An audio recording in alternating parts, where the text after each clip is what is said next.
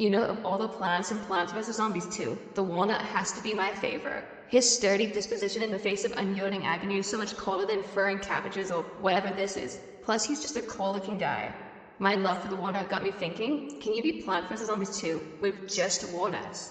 No, absolutely not, that's ridiculous. But then I thought, can you beat Plants vs. Zombies 2 with just nuts? It will be brutal, but that's exactly what I'm attempting to do. Before I get into it, let me lay the ground rules. I can't use any plants other than nuts. That means no sun-producing plants will be used in this challenge. No leveling nuts. This wasn't a feature back in my day, and I want to pretend that EA hasn't ruined everything. No power-ups, obviously, and I'll be skipping conveyor belt levels. If a level gives me unconsensual plants, I'm not going to make a big fuss about avoiding using them. This challenge is plenty hard enough as is. That's it, that's the challenge, and it starts as soon as the game gives me access to the walnut. Our challenge begins on the third day of the tutorial. The game even welcomes me over pre-planted walnut.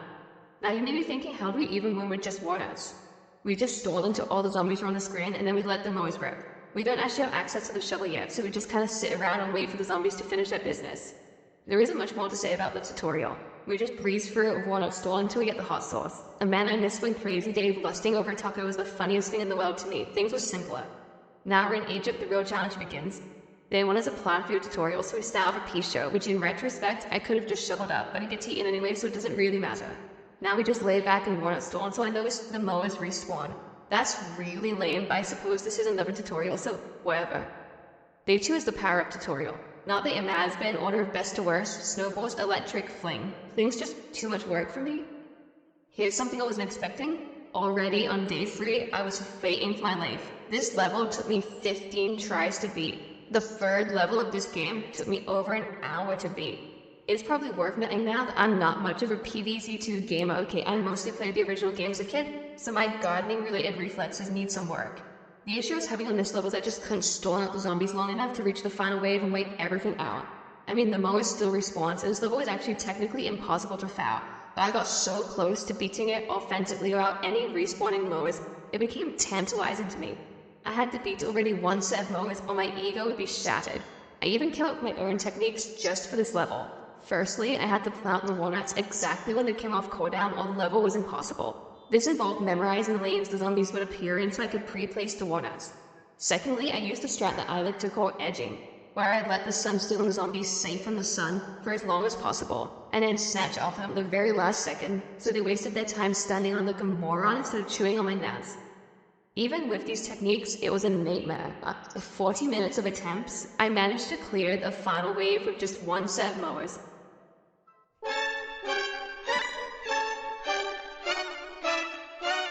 Extremely disheartened by that attempt, I was able to beat the stage after just over an hour.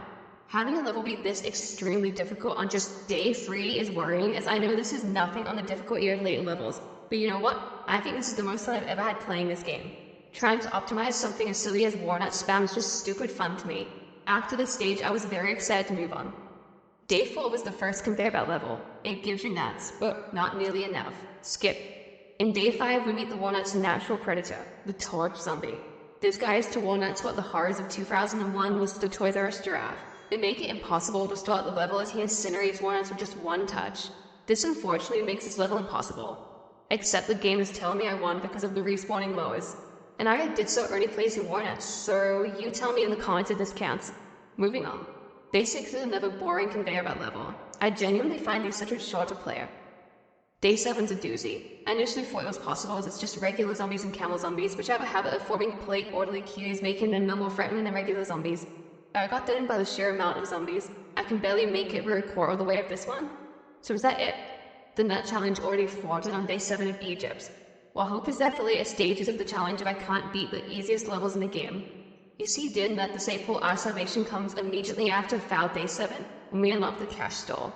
And hidden within the shop resides a plant so overlooked and mocked by the Plants vs. Zombies community, they never thought they'd get that chance in the spotlight. Our silver bullet for this challenge, the peanut.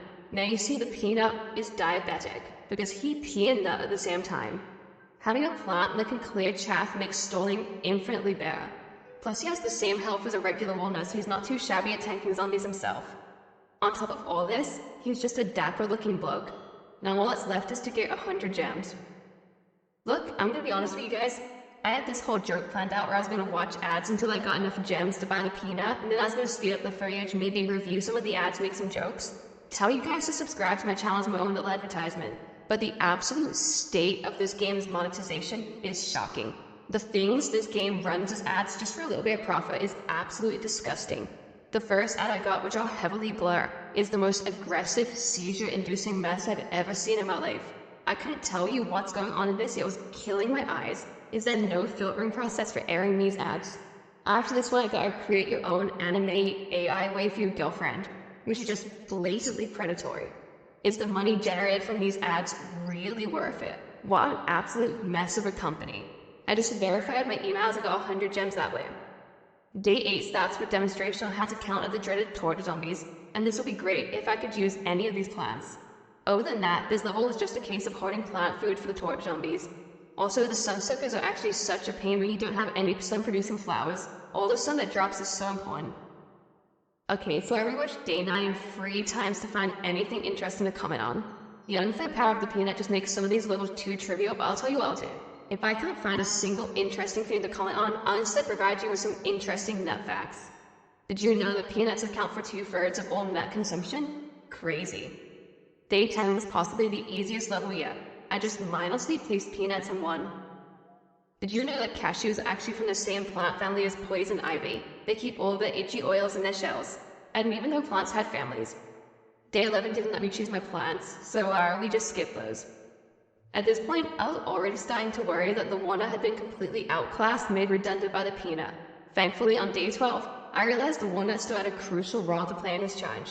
Peanuts have a really slow recharge and they're pretty expensive for what they are, so walnuts are crucial for buying time for me to get sun and place more peanuts in. Day 13 and 14 present a new challenge for me writing this script, as both of these levels are incredibly dull. I can't keep doubling up on nut facts, so from now on, I'll be alternating between helpful and fun nut facts and devious nut misinformation for you to spread online.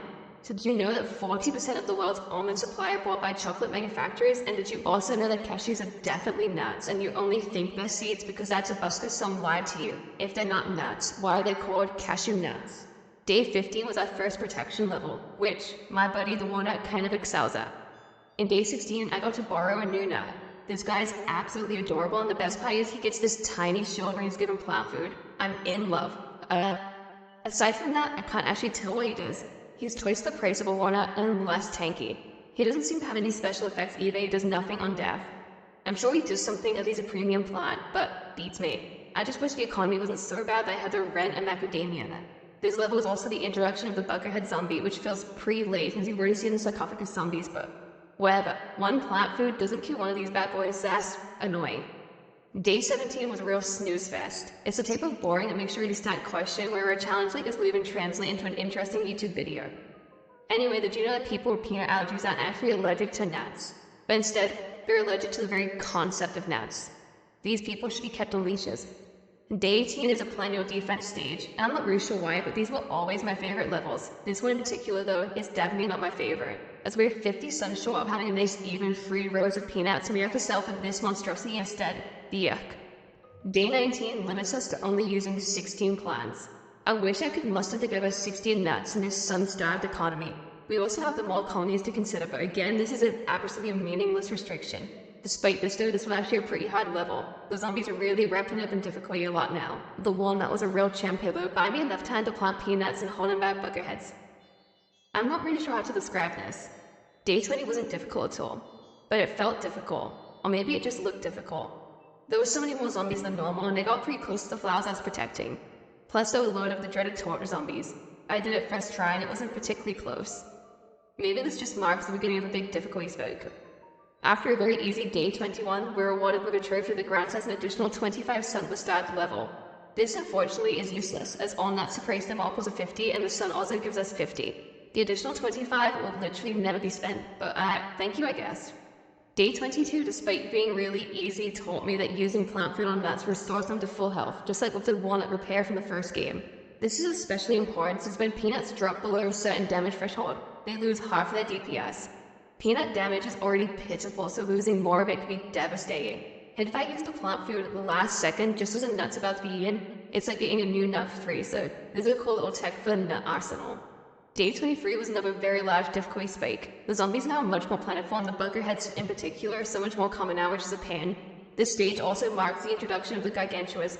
These behemoths are tough in normal playthroughs of the game, but here's a gargantua taking on 4 peanuts and the plant food like it's nothing. I still beat level first try, but this is a very worrying sign of things to come. I guess day 24 is our last challenge in Egypt as Zomboss is a conveyor belt level. This level was another Plano defense stage, and again, look how rancid this syrup is. It was very easy. After smoking the Zomboss with power-ups, since it doesn't really count, we're done with the first world. It feels a tad unceremonious. I wish we could have done Zomboss with peanuts, but even if we had the option, I doubt it would have been possible. Now that we've conquered ancient Egypt, here's my initial thoughts of the challenge. I kind of thought the first world wasn't even going to be possible, but other than the Kafka-esque experience on day 3, it wasn't too bad at all. Now I'm under no disillusion that the rest of this challenge will be this easy. I've done my homework, and I know everyone blitzes Egypt in these challenges, but I'm feeling positive that I can beat the game with just nuts. I think my biggest surprise was not having sun produce some flowers really wasn't that big of a hindrance. And even in the levels that gave us pre-planted sunflowers, it barely made a difference. It was really the long recharge of nuts that's the biggest issue. In fact, I was actually originally going to use sunflowers in this challenge, so I just thought it would be impossible otherwise, but I'm glad I chose not to use them. Half the levels in Egypt were literally only possible because the game's a bit zealous with how much plant food it gives you. My biggest concern is if the game dries up on plant food, I'm pretty screwed. And finally, I think I'm just most excited to get more nuts for the sake of variety. Right, that's all for part 1. Part 2 will be out in a couple of days, and subscribe to make a little Goblin's dream come true. Thank you very much for watching. Cheers.